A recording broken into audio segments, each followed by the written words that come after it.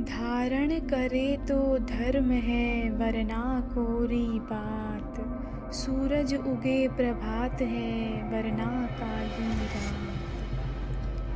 इंद्रियों का अपने विषय में संपर्क होता है। आँख, कान, नाक, जीभ, त्वचा और मन की इन छहों इंद्रियों का अपने अपने विषयों के संपर्क में आने पर भीतर ही भीतर शरीर और चित्त के स्तर पर जो हलन चलन आरंभ होती है उसे यथाभूत देखते देखते साधक उस अवस्था तक पहुंच जाता है जहां अपने अंतर्मन के स्वभाव सिकंजे को बहुत स्पष्ट समझने लायक हो जाता है।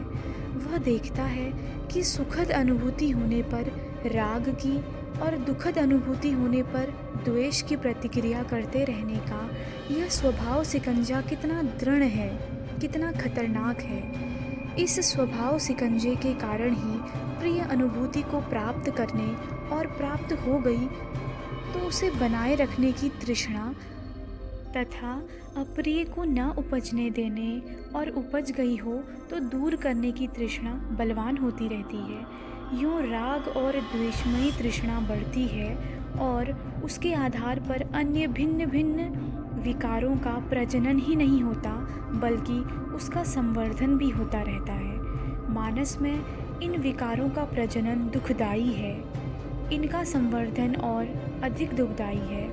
यह प्रकृति का अटूट नियम है जो सब पर लागू होता है। कोई अपने को हिंदू कहे या बौद्ध, प्रकृति किसी का लिहाज नहीं करती।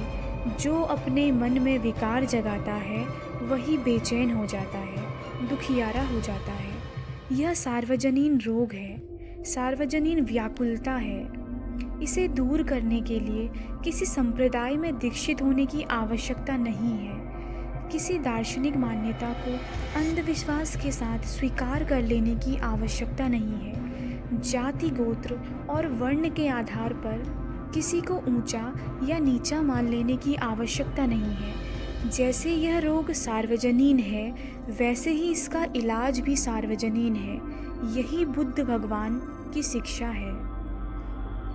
कोई व्यक्ति अपने भीतर की सच्चाई को तटस्थ भाव से देखना सीख जाए तो विकारों का संवर्धन बंद कर ले, आगे जाकर विकारों का प्रजनन ही बंद कर ले, तब विकारों के पुराने संग्रह की उदीर्णा होनी शुरू हो जाए, विकारों की निर्जरा होनी शुरू हो जाए, उनका क्षय होना शुरू हो जाए। यूँ होते होते उस अवस्था पर पहुँच जाए जहाँ क्षीणम पुराणम नवम नथि संभवम, सारे पुराने मनोविकार क्षीर्ण हो गए और नयों का प्रजनन होता नहीं। ऐसा व्यक्ति अपने भीतर समस्त भंगुर क्षेत्र का अनुभव करता हुआ उसका अतिक्रमण कर उस नित्य शाश्वत ध्रुव अविनाशी परम सत्य का अनुभव कर लेता है, जिसे कोई भले निर्वाण कहे या मुक्ति या मोक्ष।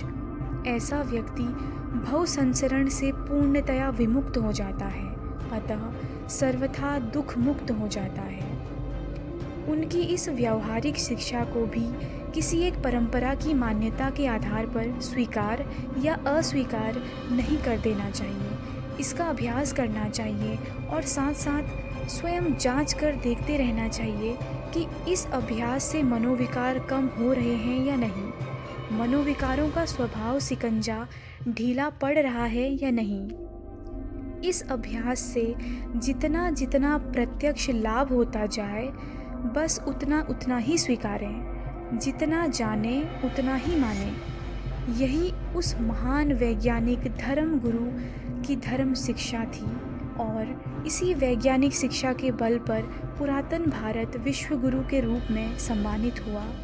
आज भी विश्व भर में जो इस शिक्षा का अभ्यास करते हैं वे इसका प्रत्यक्ष लाभ अनुभव करते हैं। उन्हें किसी सांप्रदायिक बाड़े में बंधने की आवश्यकता नहीं होती, किसी दार्शनिक मान्यता के प्रति चिपकाव पैदा करने की आवश्यकता नहीं होती। जो सच अनुभूति पर उतरा बस उसे ही नैसर्गिक सनातन धर्म जानकर स्वीकार करें और वैज्ञानिक मुक्ति पथ पर बढ़ते चले जाएं। धर्म के इस शुद्ध पथ पर जैसे जैसे साधक आगे बढ़ता जाता है, उसे संप्रदाय के नाम पर, जाति, वर्ण, गोत्र के नाम पर, प्रदेश प्रदेश के नाम पर समाज का विभाजन सर्वथा निकम्मा, निरर्थक लगने लगता है, हानिकारक लगने लगता है। वह खूब समझने लगता है कि सबका रोग एक ही है।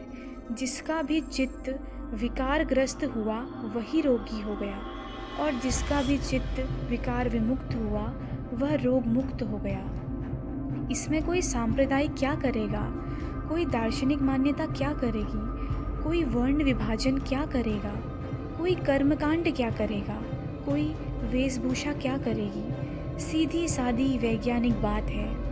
धर्म को इसी रूप में देखना चाहिए, इसी रूप में स्वीकारना चाहिए, इसी रूप में इसे अनुभूति पर उतारना चाहिए। ऐसा करेंगे तो ही बुद्ध और बुद्ध की शिक्षा को सही परिप्रेक्ष्य में देख समझेंगे। अन्यथा वाद विवादों के अखाड़े में अपनी भी हानि करेंगे, औरों की भी हानि करेंगे। आओ इस हानि से बचें और भगवान बुद्ध को समझें, भगवान बुद्ध की शिक्षा को समझें और उसे धारण कर अपना कल्याण साध लें। अगर आप लोगों को हमारी वीडियो पसंद आई हो तो चैनल को सब्सक्राइब करें, ताकि आने वाली हर वीडियो का नोटिफिकेशन आप तक पहुंचे और आप इस शुद्ध धर्म को अपने जीवन में उतारें और अपना कल्याण साधें तथा अन्य के कल्याणों में भी सहायक बनें। भवतु सब मंगलम।